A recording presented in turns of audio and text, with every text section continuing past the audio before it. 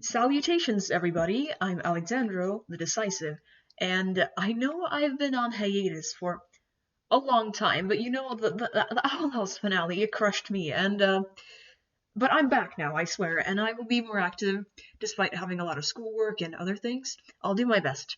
And today, I'm going to be ranking cartoons based on how hard they made me cry.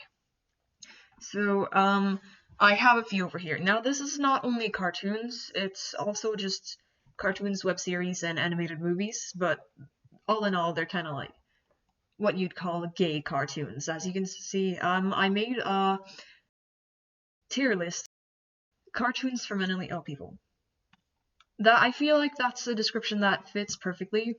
So, I just wanted to, do this.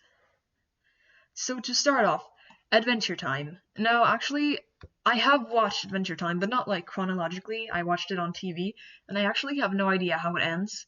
And I'd say that the only time it ever made me close to crying was probably that episode where Finn went through that forest of the naked grandmas. I'd say it was like not of sadness, it was a cry of disturbance. So I'd put this at like a C. Now, Amphibia. So I would say this is not my favorite show, and I would say that there's a lot of flaws with it, but I still like it, of course. But out of all these shows, it made me cry the most. Like, every time, like, I don't know why, but from all of the endings of all of these series, somehow, just when Grime and Sasha, they were like saying goodbye and stuff, that made me just start sobbing, and every time I rewatch that, I just start sobbing again. I just can't with it. Now, Arcane, I'd say it was like very dramatic, and I don't really have that much to say. I can hardly remember it.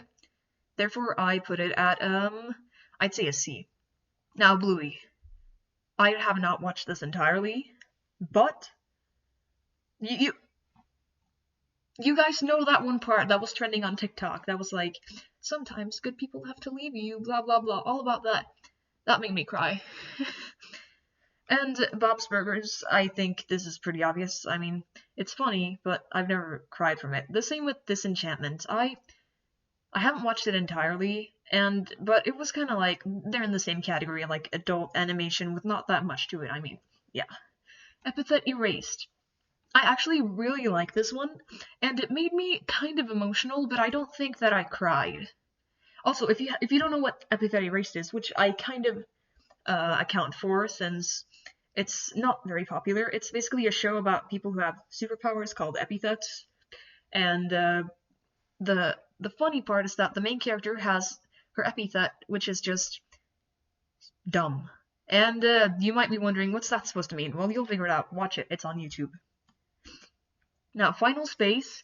I assume most of you probably don't know that one either, and it's like a Netflix show about like space and romance, stuff like that. Furries too, I guess. And honestly, like, although it was good, it was really difficult to get into.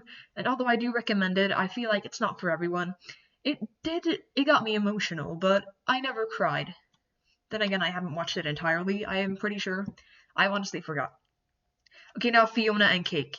You know, this might sound a bit contradictory since Adventure Time is down here. I mean, they're kind of the same thing, but I just like this one I watched entirely and very recently since it's a very fresh show. But actually, like, I wouldn't say it hasn't made me like cry, but it's like really, really good. I really recommend that you guys should watch it. But yeah, it didn't really make me cry. Well, Gravity Falls, I'd say it was one of like the earlier cartoons that I watched when it came out as a child, and I didn't really understand everything that was going on. But like the ending, it certainly got me emotional. It was extremely dramatic. I'd put this at a B. Now Haluva Boss. This is flawed, but it's enjoyable. It's funny, and it's got me sort of emotional, so I'm tied between A and B, but I'm guess I'll put it at B.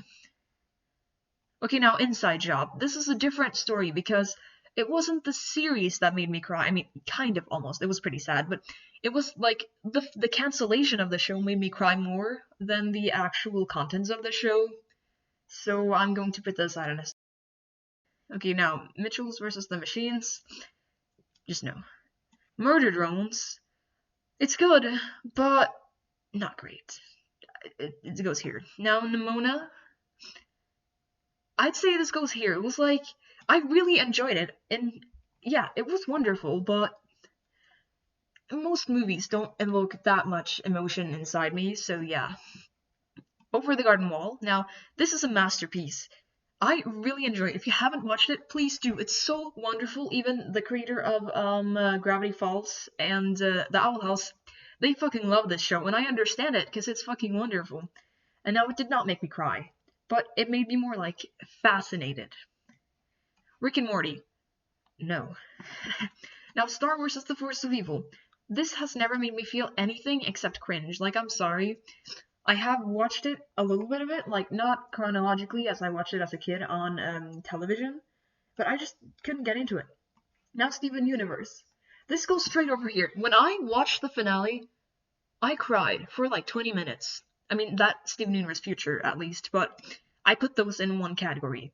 And then later in the day, I watched the episode again and I cried for another like 20 minutes. This got me really emotional. The Ghost and Molly McGee. I feel like it's gotten me kind of close, but that's more of like wholesomeness. Because just Libby and McGee, they're just so cute, you know? I love them. Now, The Owl House.